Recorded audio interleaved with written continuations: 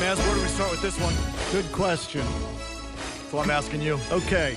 Here's what my big picture takeaway was from that game last night. Okay? This was my big picture takeaway. And forgive me if some of this is obvious. Like most people, we're operating on very little sleep. This is the best team they faced all year. I don't even think it's close, Mike. This is the best team they have faced all season long. Watching that game last night, I thought, save for 7 or 8 minutes at the end of the first period, where I thought the Bruins really carried the play there. The rest of regulation, I thought the Blackhawks dominated the play. Dominated is too strong a word. Carried the play, controlled the puck. It felt like the Bruins couldn't get the freaking puck for the majority of the night. And when they did, it felt like there were two guys on them, no space to operate. Blackhawks were back-checking, taking the puck away. These are not the Pittsburgh Penguins. Didn't you sort of think this was what the Penguins were going to look like? Yes. You know, yes. Dangerous up top of the roster, deep at the bottom of the roster.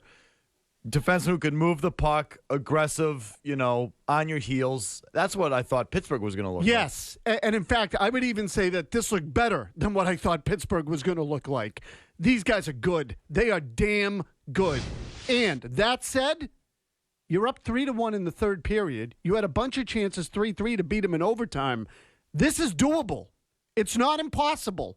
And I'm not saying that it's easy, because I don't think it is. I think Chicago is an elite team, and not just within the context of one season.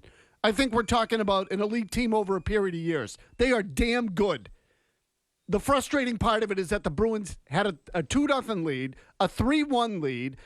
Some of that stuff from early in the year that Mr. Hyde crept back into their game in the third period. They had chances to win in overtime and did not. And so they got to clean up some things, and they're going to need to tighten up some things, the challenge of which will be greater without Nathan Horton in the lineup if that's where they end up. But it's doable. How do you think they played?